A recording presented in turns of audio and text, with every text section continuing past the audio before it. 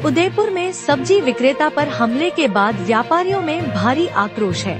व्यापारियों ने शुक्रवार को दुकानें बंद रखी और प्रशासन से कड़ी कार्रवाई की मांग की। बाद में जिला प्रशासन और पुलिस अधिकारियों के साथ हुई वार्ता में कई मुद्दों पर सहमति बनी, जिसके बाद दुकानें फिर से खुल गयी। व्यापारियों की मुख्य मांग थी कि नगर निगम अवैध लाइसेंस धारकों के खिलाफ कार्रवाई करे, जिस पर निगम ने आश्वासन दिया। व्यापारियों ने धानमंडी थाना पुलिस की लापरवाही पर भी सवाल उठाए और अधिकारियों के खिलाफ कार्रवाई की मांग की। घटना देर शाम सब्जी खरीदने को लेकर शुरू हुए विवाद के बाद हुई, जिसके परिणामस्वरूप सब्जी विक्रेता पर जानलेवा हमला हुआ। प्रशासन ने उचित कार्रवाई का आश्वासन दिया है और व्यापारियों ने सहयोग करने की बात कही है। क्षेत्र में शांति बनाए रखने के लिए पुलिस बल तैनात किया गया है। कल की घटना हुई है, ये उदयपुर शहर में बार बार इस प्रकार की घटना होने का संपूर्ण समाज ने आज निंदा और विरोध व्यक्त किया है और प्रशासन से जो मांग की है, धानमंडी क्षेत्र को बंद कराने के बाद धानमंडी में दूसरी बार ये घटना हुई है।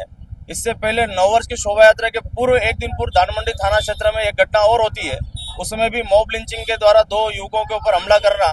और आज फिर तिरंगा यात्रा, जो देश की हमारी सेना ने जिस शौर्य का प्रदर्शन किया और उस शौर्य के प्रदर्शन के स्वाभिमान और सम्मान के लिए आज हम लोगों ने, समाज ने, हिंदू समाज ने, संपूर्ण समाज ने आज यहाँ पर उनके सम्मान में आज यात्रा रखी है। और उस तिरंगा यात्रा के एक दिन पूर्व इस तरह की घटना करना ये निंदनीय है। इस घटना के पीछे केवल उद्देश्य इतना है कि जो सब्जी विक्रेता सतवीर सिंह जी हैं, वो अपने परिवार के साथ छोटी सी दुकान लगाकर नींबू और मिर्ची और सब्जी का विक्रय करते हैं।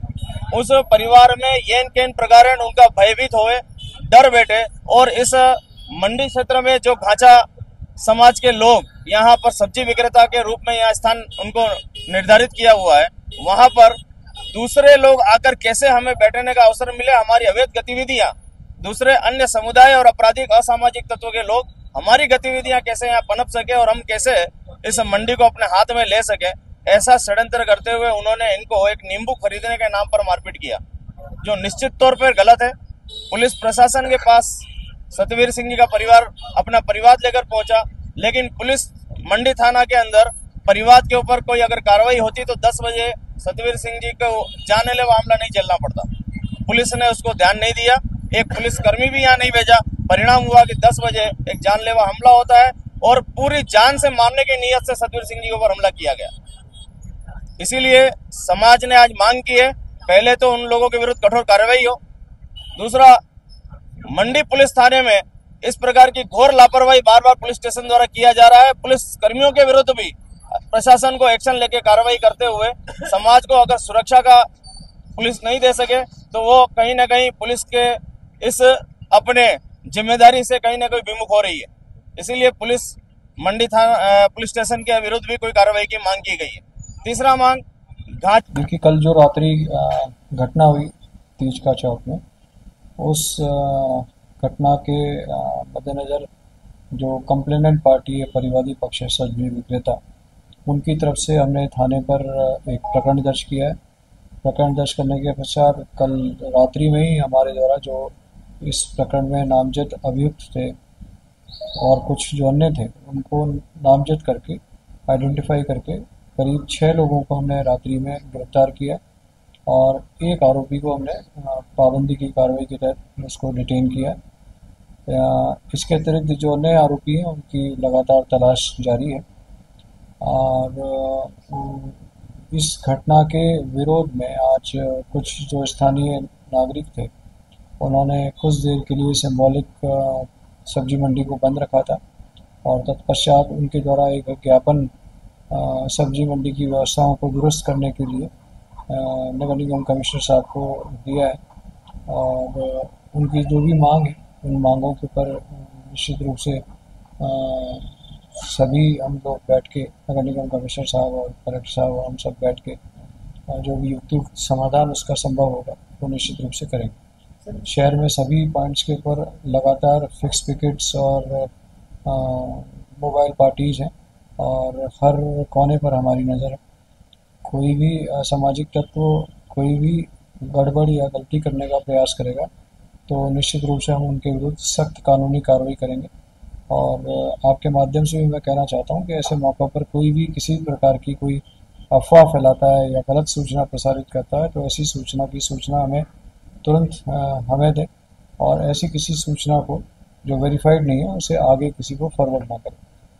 वजह रही देखिए, जो इमीडिएट कारण ये है कि अ, जो सब्जी को लेकर के जो मोल भाव हुआ, उस कीमत पर जिस कीमत पर सब्जी आरोपी पक्ष खरीदना चाहता था उसको लेकर के परिवादी पक्ष उस पर तैयार नहीं था। उसी मोल भाव को लेकर के दोनों के बीच में मोलचाल और कहासुनी हुई, और यही कहासुनी फिर मारपीट में बदल गई।